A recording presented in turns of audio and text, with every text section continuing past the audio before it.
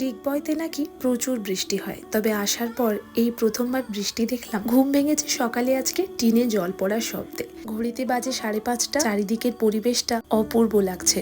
শ্রীহু ঘুম থেকে উঠেছে ওই 6:30 নাগাদ। 7টার দিকে আবার আকাশে বেশ ভালো রকম রোদ বেরিয়েছে। ওদেরকে এখন ব্রেকফাস্ট করালাম আর এরপর নিজেরা ব্রেকফাস্ট করব। 1 কাপ কফি আর সাথে মা বানিয়েছিল আলু ডিম ভাজা, ওটাকে পাউরুটির মধ্যে দিয়ে একটু স্যান্ডউইচের মতো বানিয়ে নিয়েছিলাম। খেতে এরকম আমার বেশ ভালো লাগে। এখন রান্না বান্না চলছে। এদিকে মা বলল কয়েকটা সজনে পাতা নেবে রান্নার জন্য। সজনে পাতার শাক ভাজা খেতে কিন্তু বেশ ভালো লাগে। শ্রীহুকে নিয়ে এরপর পাপা আর আমি একটু বাগানে এসেছিলাম, চারদিকটা ঘুরে দেখলাম। এখন সারবো লাঞ্চ। লাঞ্চে ছিল পটল ভাজা, 2 রকমের শাক একসাথে মিশিয়ে ভেজেছে, সাথে ছিল একটা মাছ আর মুগের ডাল। লাঞ্চটা ভীষণ ভালো হয়েছে। সকালে বৃষ্টি হলেও দুপুরে কিন্তু বেশ গরম ছিল আর রোদও ছিল, তাই খাওয়ার পর আবার একটু আইসক্রিমও খেলাম।